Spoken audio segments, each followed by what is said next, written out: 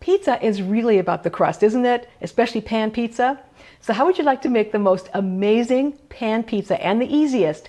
No rolling, no kneading, no work, and you get this beautiful golden crispy crust. All you have to do is start your dough the night before. And here's how easy that is. It takes about 2 minutes. You're going to start with 1.5 cups of bread flour into a bowl, and you need a good sized bowl because this is going to expand. So there's 1.5 cups of bread flour, 3/4 of a teaspoon of salt, 1/4 teaspoon of yeast, and this is the yeast that I'm using. I'm using a regular active dry yeast. I think I get a better result than using the instant yeast. So just regular active dry yeast, only 1/4 teaspoon is all you need. You stir that up just a little, just to incorporate. Now you add 3/4 of a cup of cold water, and that's all it takes to make the dough. So you stir this up, and make sure that your bowl is big enough for this to expand. Don't use too small of a bowl.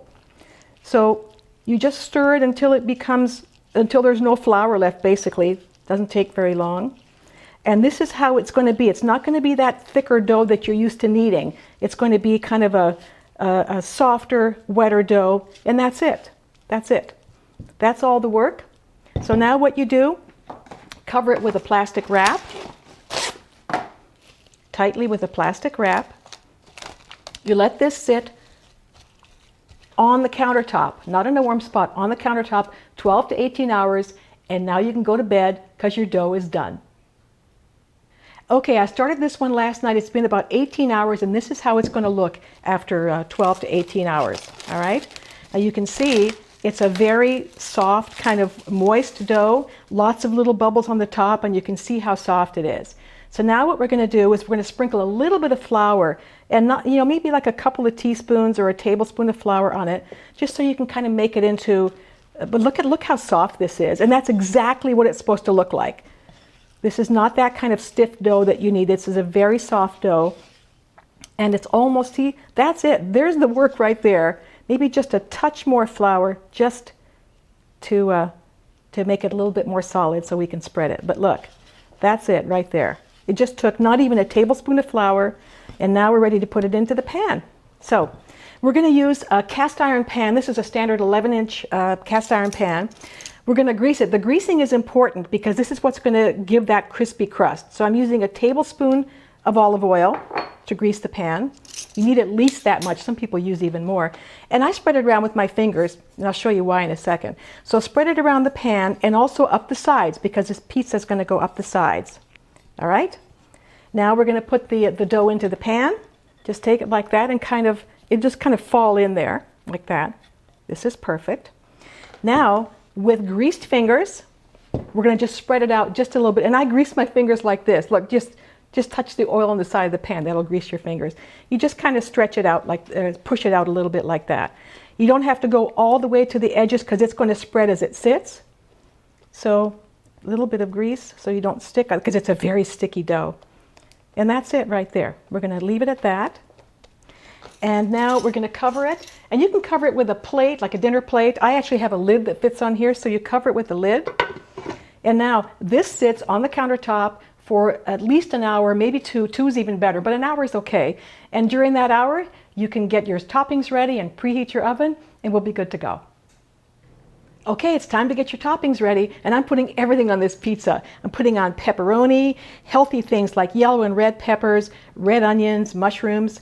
But here's the thing, the way to ruin a good pizza crust is to put too much moisture on it, so I'm going to eliminate some of the moisture from the vegetables, especially from the mushrooms, because they hold a lot of water. So don't even wash the mushrooms, just clean them with paper towels. So here's how easy it is, and I highly recommend doing this. You're going to love the crust when you don't put on too much moisture. So you take a big dinner plate, and you put 2 layers, a double layer of paper towels on there, and you put all the toppings. This is not a very big pizza, so all the toppings will actually fit just on this one plate.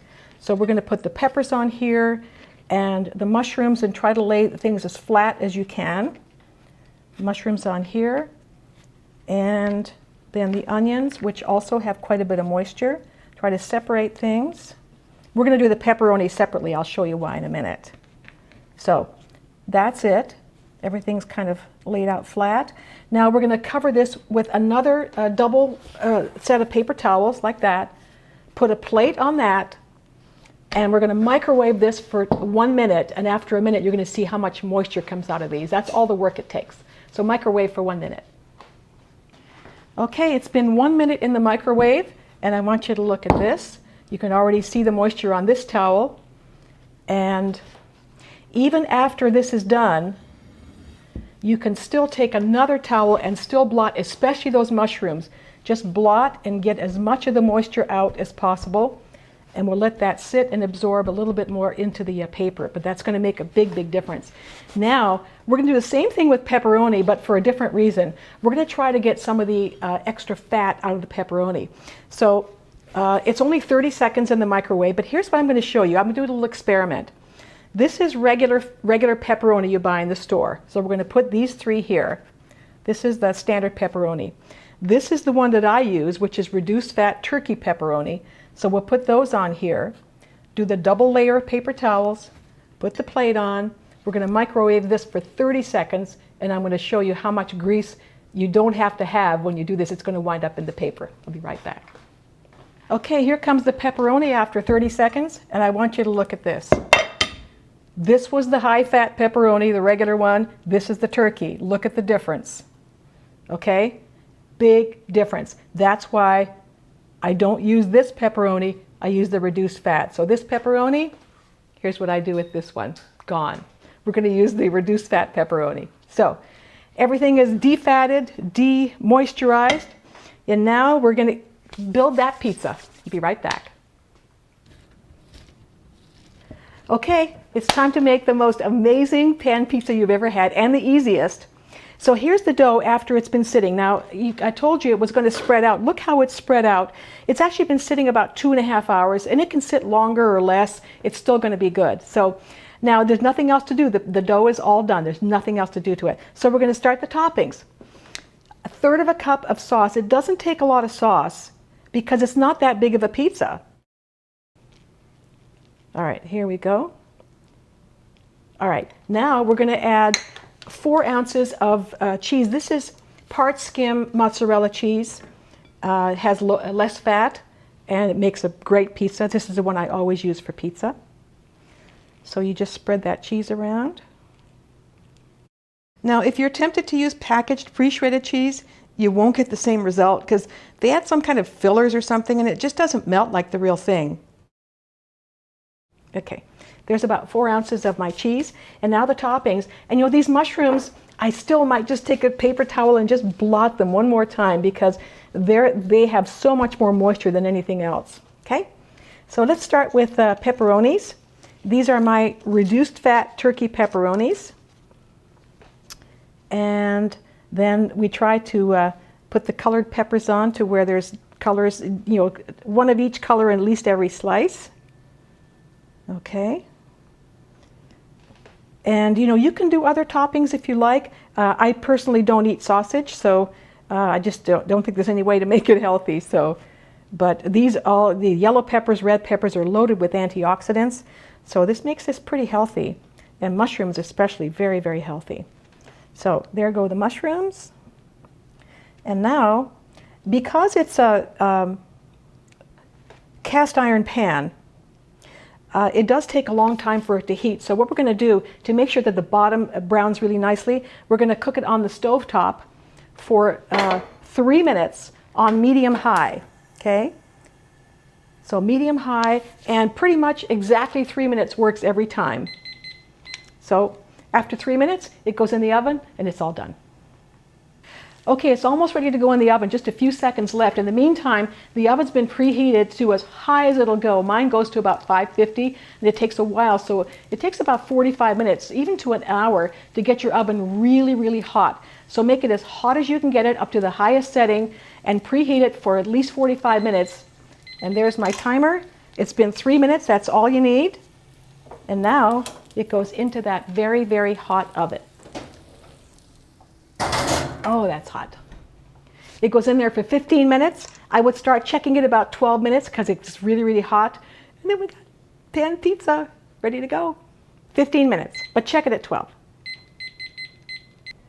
Okay, the pizza's ready. It really helps to have a pair of oven gloves because that pan gets really, really hot. So let me show you what it looks like. Look at this. How beautiful is that? Oh my God. I love it. I love it. No grease because we degreased the pepperoni. Now all you have to do is just kind of make sure that the pan separates from the edges, which this one is doing. Put it on your serving plate. Okay. Yeah, there. And let me move this out of the way. Look at this. Oh my God. All right. I'm going to cut this crust. Just listen to this crust. Ready?